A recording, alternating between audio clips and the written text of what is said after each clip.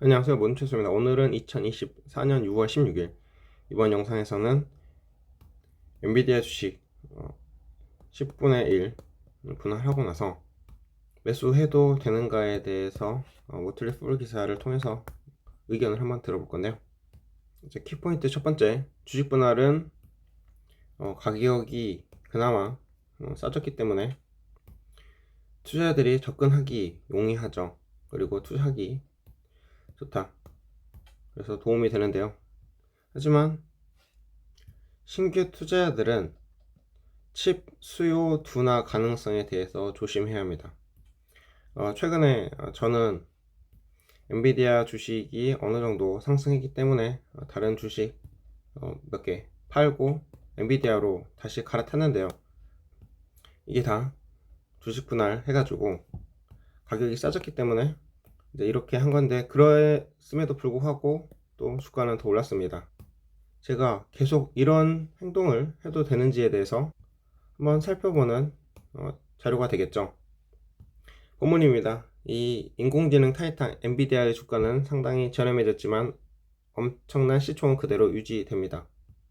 10년 동안 주가는 25,000% 상승했고요. 주식 분할하기 전에 주가가 $1,200 정도였으니까 한 주 사기도 용돈으로는 힘든 거죠. 그런데 이게 $120 정도로 되면은 가능한 거예요. 그래서 더 많은 투자자들이 여기에 들어갈 수 있는 거겠죠. 그래서 일부 투자자들은 이렇게 가격이 낮아졌으니까 더 많은 투자 유입으로 인해서 주가가 더 상승할 것으로 기대하고 있습니다. 과연 우리들은 여기에서 엔비디아를 추가 매수해도 될까요? 자, 먼저 엔비디아 상승론에 대해서 알아볼게요. AI 산업이 캘리포니아 골드러시에 비유할 수 있다면 엔비디아는 광부들이 금을 채굴하는 데 필요한 삽과 곡괭이를 만드는 회사죠. 그래서 애플, 마이크로소프트, 메타 이런 회사들이 인공지능을 개발하기 위해서는 그리고 일론 머스크 회사 그런 데들이 AI 개발하려면 이런 엔비디아의 반도체 칩이 필요하니까요. 그리고 엄청나게 지금 주문을 하고 있다고 그래요. 엔비디아의 업계 최고의 그래픽 처리 장치 GPU는 복잡한 AI 알고리즘을 실행하고 훈련하는 데 매우 중요합니다. 그리고 이는 폭발적인 성장과 마진으로 이어졌습니다. 엔비디아 1분기 매출은 HPC과 같은 데이터 센터 칩 판매에 힘입어서 전년 동기 대비 262% 증가한 260억 달러를 기록했습니다. 그리고 순이익은 628% 증가한 148억 8천만 달러를 기록했습니다. 이러한 높은 성장률을 고려하면 엔비디아 주식은 여전히 Forward Price to Earning 47이 합리적으로 평가되는데요. 자, 예를 들어서 AMD 같은 경우에는 매출만 증가했는데도 Forward Price to Earning 레티오가 동일하다고 합니다. 자, 다시 본문 영어를 좀 봐볼게요. 라이벌 칩메이커 AMD는 1분기에 매출 성장이 2%까지만 됐는데도 불구하고 Forward P가 47로 갔다. 이것은 엔비디아의 스탁이 표면적으로 보이는 것만큼 싼 것은 아니다. 자, 그러면 그 다음 챕터 엔비디아는 보이는 것만큼 저렴하지 않습니다. 향후 몇 년 동안 엔비디아는 엄청나게 도전적인 구성에 직면할 것이라고 합니다. 지난 12개월 동안 폭발적인 매출을 누린 후 회사가 극도로 높은 전년도 수치에 비해서 계속 매출을 늘리기는 어려울 것입니다. 그리고 이것이 주식의 미래 가치 평가가 성장에 비해 너무 낮은 큰 이유일 수 있습니다.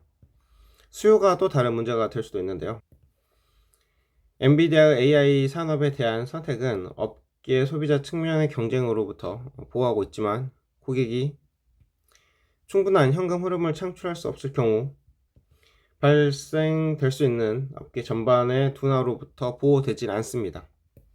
AI의 장기적인 전망은 의심할 여지 없이 밝은데요. 그렇지만 지금까지 폭등을 해서 그 다음에 거품을 일으킨 다음에 내려왔던 많은 관련 테마들, 인터넷, 전기자동차, 블록체인과 같은 다른 주요 기술과 마찬가지로 잠재력이 최대한 발휘되기 전에 많은 우여곡절이 있을 수 있습니다.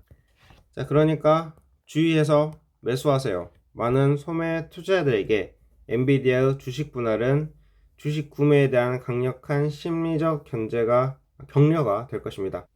주가는 주식 분할해서 이제 120달러 정도에 되기 때문에 예전에 1200달러 됐을 때 겁먹었던 사람들에게는 이제 더 용이하게 매수할 수 있고, 그러나 AI 산업이 발전함에 따라서 확실히 밝은 미래를 가지고 있지만 지금 주식을 구매한 투자자는 파티에 늦었습니다. 그리고 이로 인해 일이 잘못되면 거품이 꺼지고 주가가 하락할 위험도 있고요. 향후 몇 년 동안 엔비디아는 AI 산업이 여전히 강세를 유지하더라도 매출 및 순이익 성장이 둔화될 수 있는 더욱 어려운 구성에 직면하게 될 것입니다. 장기적으로 주식이 여전히 더 좋은 성과를 낼 수 있을 것으로 보이지만 투자자들은 이미 지금까지 그렇게 빠른 상승을 한 회사를 매수함으로써 그들이 감수할 수 있는 상당한 위험을 계속 인식해야 합니다. 역사적으로 영원히 기하급수적으로 성장한 주식은 없고, 그리고 엔비디아는 어느 시점에서 수정에 직면할 가능성이 높습니다. 그래서 조심하세요. 네, 좋은 말씀 감사합니다. 그래서 제가 엔비디아를 매도해야 되는지에 대해서 지금 이제 고민이 많은 상태인데요. 그래서 한번 차트 분석도 해볼까요? 자, 엔비디아 주식은 지금 현재 정배열로 대세는 가고 있습니다. 정배열은 뭐냐? 모든 사람들이 투자해서 이익을 얻고 있다 라고 볼 수 있는 구간이죠. 대세로 월봉, 그 다음에 중기 주봉으로 봐도 대세, 일봉으로 봐도 상승, 이렇게 가고 있고요. MACD, 오실레이터, 스토캐스틱 뭐 이런 데서 보니까 왜 스토캐스틱에서 이렇게 하락을 나타낸 거죠? 주봉으로 갈 때는 그렇지만 단기적으로는 약간 하락이 있었더라도 스토캐스틱에서 주봉으로 볼 때는 계속적으로 상승이 있는 거고, 월봉으로 볼 때도 이렇게 상승. 그래서 기울기를 보자 하니까 지금은 37도 정도로 이렇게 지금 기울어져 있는 것 같습니다. 45도가 아니네요. 자, 투자에 너무 중요한 RSI를 지금 보겠습니다. 대세. 자, RSI는 얼마에서 지금 매도를 해야 되는 거죠? 이렇게 올라갔다가 70에로 내려올 때. 근데 지금 90. 믿을 수 없는 숫자가 지금 나왔습니다. 이게 지금 사람들이 너무나도 흥분해서 매수하고 있다는 걸 알 수 있습니다. 자, 이런 차트가 하나 더 있었는데 저는 이제 여기에는 투자하지 못했는데, 불닭볶음면으로 유명한 삼양은 이렇게 대세는 89 정도, 믿을 수 없는 수치로 가고 있는데, 제가 갑자기 3000% 빠졌지만 다시 엔비디아로 돌아와서 심리도를 보겠습니다. 심리도, 투자 심리사원이 75% 이상에서 하락 반등하는 경우의 매도인데 지금은 또 이렇게 70으로 갔네요. 일단 75, 이 지금 기준 여기가 75죠. 여기 이렇게 올라갔다가 내려갈 때 이들 매도하는 건데, 아직 그러면 저는 현재 매도 생각을 안 해도 될까요? 그리고 대세가 상승할 때 이익률을 보자면 100 얼마지? 108 이상에서 매도를 하는 건데 지금은 116이니까 일단은 이 두 지표 보면은 매도 검토를 항상 하고 있어야겠다. 그 다음에 RSI에서도 지금 일봉에서도 80이니까 엄청나게 지금 과매수, 사람들이 흥분을 했다 라고 생각을 하고, 그 다음에 뛰어내릴 준비는 항상 하고 있어야 한다. 자, 볼린저 밴드에서도 보니까 지금 상한선을 닿았다가 내려왔다가 계속적으로 상승하는 모습, 제가 볼 때는 볼린저 밴드에서는 아주 좋은 모습으로 원만하게 성장을 해가고 있는 것 같습니다. 주봉에서도 월봉에서도 아주 좋은 모습 보여주고 있는 거죠. 자, 일목균형표를 보니까 양운, 그리고 기준선 상승하고 있어서 강세 국면으로 볼 수 있고, 후행 스팬도 상승을 하고 있고, 그래서 모두 다 좋은 흐름으로 가고 있다. 삼성전환도에서도 좋은 흐름 보이고 있고, 지금 삼성전환도에서는 좀 이렇게 하락을 하는 이런 모습이 보이면 튈 준비를 해야 되는데, 제가 보니까 아직 그런 모습은 주봉, 월봉에서도 없는 것 같아요. 자, 이렇게 이렇게 내려갔을 때, 사실 이렇게 내려갔을 때가 이때가 매수 기회였다는 거를 여기서는 알 수가 있네요. 자, 랭코 차트 이상 없고, 스윙 차트 이상 없고, 라인 이상 없고, 바 이상 없고. 자, 월봉으로 해서 다시 기울기를 한번 봐볼게요. 지금 기울기는 어느 정도 됐는가? 60도 정도 이상으로 해서 올라가고 있다는 것을 알 수가 있습니다. 그리고 여기에서 긴 윗꼬리가 생긴 봉이 나왔는데요. 이런 봉은 루시드에서 한번 본 적이 있어요. 이렇게 했다가 내려가긴 했는데, 이건 지금 일봉 자료고 아까는 우리가 월봉에서 자료를 본 거잖아요. 일단 루시드를 보면은 이렇게 해가지고 긴 윗골이 생겼다가, 이때가 사우디가 루시드를 아예 인수한다 이런 풍문이 있었기 때문에 이렇게 해서 쭉 그 이후로도 내려가게 됐었는데, 엔비디아는 좀 모양은 다르지만 뭐 여기도 긴 윗꼬리는 좀 조심을 하긴 해야 되는데, 아무튼 좀 의문을 품어보면서, 그리고 월봉에서 65도 정도, 60도 이상으로 해서 흥분한 상태로 올라가고 있다는 것도 체크를 한번 해보고, 위험 요인을 지금 체크를 해보는 거죠. 지금까지 좀 좋은 차트 패턴이 있었는데 지금 계속해서 어떤 위험이 여기에서 있는지 감지를 한번 해보는 거예요. 그리고 삼성증권으로만 보다가 이번에는 미래에셋으로도 왔는데요. 여기서는 역시계 곡선을 좀 보려고 해요. 좀 삼성증권에서 이런 차트가 좀 다양하게 있었으면 좋겠는데, 좀 삼성증권에는 차트가 편리하게 돼 있는데 차트가 이게 없어요. 자, 일단 역시계 곡선은 제가 볼 때 많이 정확하지는 않은 것 같아요. 여러 번 이 영상에서 담아보려고 했는데 그래도 참고는 됩니다. 역시 곡선에 대해서 한번 알아보자면, 이게 주가와 거래량 상관 곡선인데, 주가와 거래량은 상관관계가 매우 높죠. 주가가 상승할 때는 거래량이 많아지고 주가가 하락할 때는 거래량이 감소합니다. 또한 거래량은 주가에 선행하는 경향이 있어서 주가가 상승하기 전에 거래량이 증가하고, 반대로 주가가 하락하기 전에는 거래량이 먼저 감소합니다. 이와 같은 원리를 이용해서 주가 이동 평균선과 거래량 이동 평균선의 교차점을 선으로 연결한 것이 주가 거래량 상관 곡선이며, 시계 방향 반대로 회전한다고 해서 역시계 곡선이라고 합니다. 자, 그래서 역시계 곡선은 뭐 인터넷에서 보면은 이렇게 매매 방법이 나왔는데요. 지금은 여기가 하락 전환하는 곳이었고, 그 다음에 이쪽이 매도 신호 하는 거고, 매도 계속, 그 다음에 매도 보류, 그 다음에 상승 전환, 매수 신호, 매수 계속, 매수 유보, 이제 이렇게 가는 거예요. 지금 제가 만약에 제가 다른 거 팔고 엔비디아로 갔다고 했잖아요. 그러면 만약에 이 역시계 곡선에서 이 매수 신호나 아니면 매수 계속 여기에 나왔을 때 제가 현명한 판단이 때면 이럴 때 흥분하지 말고 이럴 때 샀어야 했는데, 지금은 이 신호가 어디로 가 있어요? 이 종료가 여기로 가 있죠. 그러면 매도 신호인 거예요. 그래서 역시계 곡선을 볼 때는 매도 신호가 나왔다. 그래서 우리는 지금 이 영상에서는 만약에 정말 이게 매도해야 할 때라면 언제 매도해야 되는가. 지금 전 영상에서 엔비디아 뭐 50% 이상 하락할 수도 있다라는 영상을 만들었었는데, 예, 역사적으로 이렇게 올랐다가 폭락한 경험이 많다. 그래서 이 지문에서도 나왔듯이 전기차도 그랬고, 인터넷도 그랬고, 블록체인도 그랬고, 이렇게 사람들이 이렇게 왔다가 매도한 이런 경우, 방금 루시드도 봤었죠. 루시드도 전기차 열풍 그 거품은 끝에 있다가 이렇게 내려왔어요. 여기서 지금 800km 간다고 했었는데, 그래서 엄청나게 간다, 업계 최고다라고 했는데, 지금은 뭐 1000km 가는 차 일본, 그 다음에 2000 얼마 가는 차까지 중국에서 나왔죠. 그래서 이제 이렇게 떡락하는데 많은 도움이 된 이런 소재도 있고요. 거두절미하고 엔비디아는 역시 곡선을 볼 때 매도 신호가 나왔다. 근데 제 경험으로 볼 때 역시 곡선은 좀 믿을 것이 안 된다. 그러면 여러 가지 일단 제가 볼 때는 결론적으로 보면은 상승 지속이 계속되고 있는 신호가 확실합니다. 그리고 좀 빈틈을 찾아서 어떻게 좀 부정적인 입장을 취해 보려고 했는데도 약간 이렇게 잘 나오진 않는 것 같아요. 그래서 우리는 어떻게 생각을 해야 될까?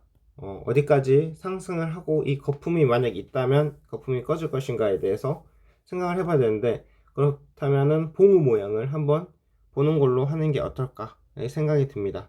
자, 그래서 여기로 보면은 봉우 모양과 이평선을 데드크로스 하는가에 대해서 이제 생각을 해보는 거죠. 자, 그래서 여기서 이평선이 있는데 지금 이렇게 데드크로스 했잖아요.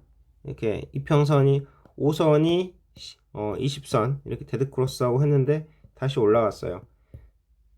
그러면 자, 일봉으로 그랬는데 주봉으로도 한번 보고, 주봉으로 보니까 5주선이 20주선을 내려간 적은 거의 없네요. 왜냐면 지금 열풍 속에 있으니까 지금 이렇게 왔다 갔다 하고 있는데, 이게 지금 혹시 이 5선이 20선을 내려가는지도 한번 보고, 그 다음에 결국에는 이 대세가 5월선이 20월선을 내려가는지도 한번 주의 깊게 봐야 될 것 같습니다. 하지만 지금 그런 신호는 전혀 없죠. 좀 무섭다고 보는 거는 이 긴 윗골이 왜 생겼는지 모르겠는데 제가 아무튼 자, 그래서 우리가 봐야 될 거는 이 봉우 모양, 그리고 이평선이 내려가는지에 대해서 계속 한번 봐야 될 것 같습니다. 지금 이 지문에서는 무섭게 이야기했죠. 지금 엔비디아에 들어가는 것은 파티에 참가하기에 늦은 것이다 라고 했었잖아요.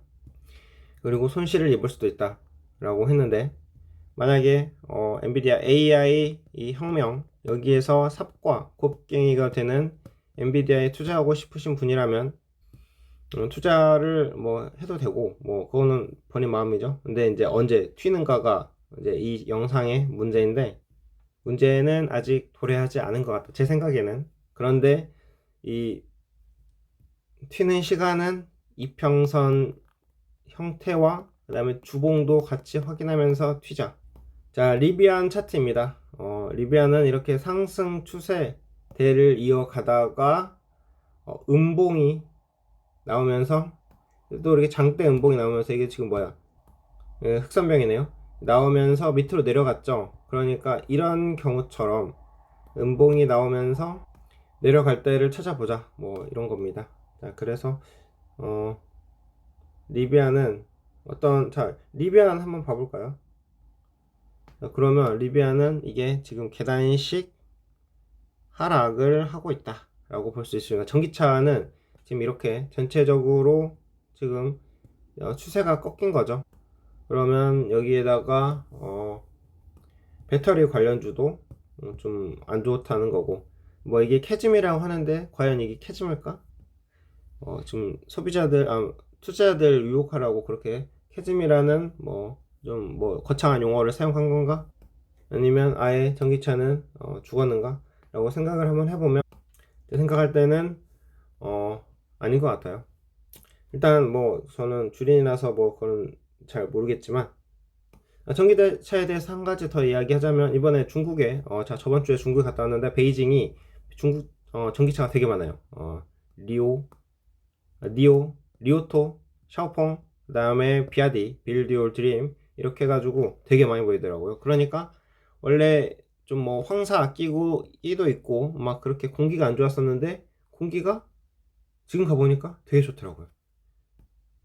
그리고 중국에서는 지금 그동안 좋았던 자동차 브랜드들이 없었기 때문에 전기차로 이제 미려고 하는 거죠. 게다가 추가적으로 환경 여기까지 생각해가지고 많이 전기차로 가는 혁신의 어떤 중요 무대가 될 것으로 생각을 합니다. 자, 아무튼 오늘 엔비디아는 전부 다 끝났고 중국 갔다 온 이야기 좀 해볼까요? 자, 엔비디아는 그러니까 결론적으로 한마디로 보자면 그냥 지금 잘 올라가는 것 같아요. 그리고 나중에 AI 거품이 만약에 꺼진다면 아까 여기서 본 것처럼 하락을 하는 신호가 이렇게 또 나올 수도 있겠죠. 자, 여기 보니까 이렇게 해서 올랐다가 계속 머무머무 했다가 폭락 이렇게 하는 걸 볼 수 있어요. 자, 그렇기 때문에 우리는 이런 구간을 찾자라는 게 이제 이렇게 끝난 거고, 중국 이야기 한번 해보면, 일단 중국은 모든 게 다 싸요. 지금 테무 뭐 그런 거 알리 그런 거에서 다 싸게 들어오잖아요. 근데 중국 내에서는 이런 통관 비용 그런 거 뭐 운송비 없기 때문에 더 싸요. 그렇기 때문에 중국에는 되게 유망한 것 같아요. 그리고 그러면 뭐냐, 우리가 해야 될 거는 중국어를 지금부터 열심히 해야죠. 뭐 AI 번역기 있다고 하지만 또 뭐 온 디바이스 있다고 하지만 갑자기 이런 기기가 없거나 뭐 인터넷이 안 되거나 하면은 통역 안 되니까 중국어 열심히 하고 그리고 아무튼 중국은 지금 미국에서 장벽을 걸어 놨잖아요.